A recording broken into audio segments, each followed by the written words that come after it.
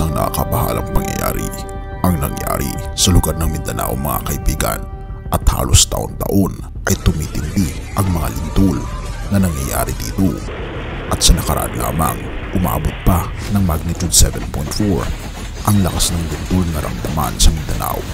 Ngunit ang nakakabahala nito ay ang mga misteryosong tunog na narinig daw ng ating mga kababayan, at nakuhanan pa ito ng mga video. Ito nga ba ay isang babala mula sa langit o ito ay pangkaraniwan lamang? Ano nga ba ang misteryosong tunog na ito? Ito ba'y tunog ng isang dilubyo? Atin itong pag-usapan mga kaibigan. Naglipa na sa mga social media ang nakakatakot na tunog pagkatapos ng napakalakas na lindol sa Mindanao, at napakarami ang nangangamba dahil ito raw ay isang babala mula sa langit, isang hindi pangkaraniwang tunog na tila baga nagbibigay ng hudyat sa mga mas malala pang mga parating na mga delubyo sa Mindanao. Maririnig natin ang iba't ibang mga tunog sa iba't ibang panig. Atin itong pakinggan mga kaibigan.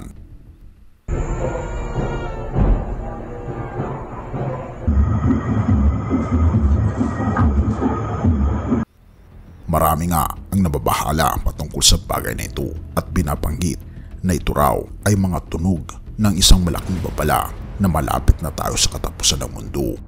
Ngunit binabanggit ng mga dalubhasa na pagkatapos daw ng isang malakas na lindol ay karaniwan talagang nag-uulat ng mga tao ng pakiramdam na naririnig ang mga misteryosong tunog o pangyayari. Maaari daw na may paliwanag ang tunog na ito sa iba't ibang mga kadahilanan na nauugnay sa pangyayaring seismic at mga epekto nito. Narito ang ilang mga posibleng paliwanag sa mga misteryosong tunog pagkatapos ng malakas na lindol. Number 1. Aftershocks. Ang aftershocks ay mas maliit na lindol na sumusunod sa pangunahing pagyanig at maaaring magputos ng karagdagang mga tunog. Maaari itong madala sa mga bagong seismic na pangyayari. Pangalawa, paggalaw at pagsettle ng mga gusali. Ang pagyanig sa panahon ng lindol ay maaaring magdulot ng paggalaw o pagsettle ng mga gusali at istruktura. Ang ganitong kilos ay maaaring mag-produce ng mga tunog na katulad ng pag-aayos o pag-uungol. Number 3, landslides. Ang lindol ay maaaring mag-trigger ng landslides, lalo na sa mga lugar na may mga burol o bundok. Ang paggalaw ng mga bato at debris sa panahon ng landslides ay maaaring magdulot ng karagdagang ingay. Number 4, ground rupture. Sa ilalim ng ilang mga kaso, ang lindol ay maaaring mag-cause ng ground rupture na lumilikha ng mga bagong bahagi sa ibabaw ng lupa. Ang paggalaw ng lupa at bato sa prosesong ito ay maaaring magresulta ng iba't ibang mga tunog na katulad nito. Number 5, pag-escape ng gas o tubig. Minsan ang lindol ay maaaring magdulot ng pinsala sa mga infrastruktura sa ilalim ng lupa, tulad ng mga gas o tubig sa mga pipes. Ang paglabas ng tubig o gas sa ilalim ng presyon ay maaaring mag-produce ng tunog tulad ng pagsisilabas o pagtutulo. Number 6, friction at pag-release ng stress. Ang paggalaw ng tectonic plates sa panahon ng lindol ay maaaring mag-generate ng friction at stress sa fault lines. Ito ay maaaring mag-produce ng mga tunog tulad ng pag-rub o pag-grind.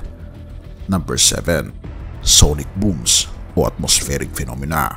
Sa mga bihirang kaso, ang seismic activity ay maaaring mag-produce ng sonic booms o atmospheric phenomena na nagre-resulta sa mga kakaibang tunog. Mahalagang tandaan na ang damdamin ng mga tao sa panahon at pagkatapos ng lindol ay maaaring tumaas, at maaaring maging mas sensitive sila sa iba't ibang mga tunog sa kanilang paligid.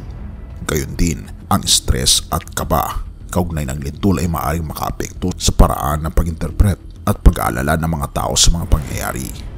Kung ikaw ay nakakaranas ng mga misteryosong tunog pagkatapos ng malakas na lindol, mahalaga na manatili ma-inform sa pamagitan ng mga opisyal na channel tulad ng lokal na emergency services upang mapanatili ang iyong kaligtasan at makuha ang tamang impormasyon hinggil sa sitwasyon.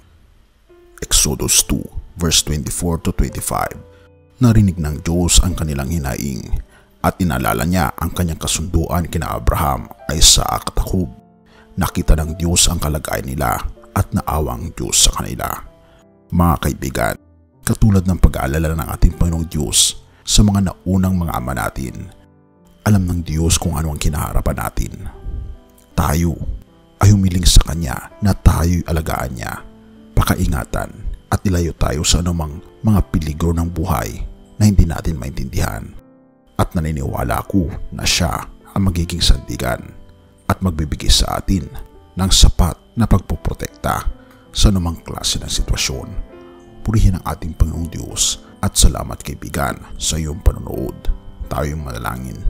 Ama naming banal, makapangyarihan naming Diyos, kami po'y lubos na nagpapasalamat sa inyo dahil sa lahat ng sitwasyon, Panginoon, kayo po ang aming sandigan, kayo po ang nag-aalaga sa amin at kayo po ang nagbibigay sa amin ng proteksyon.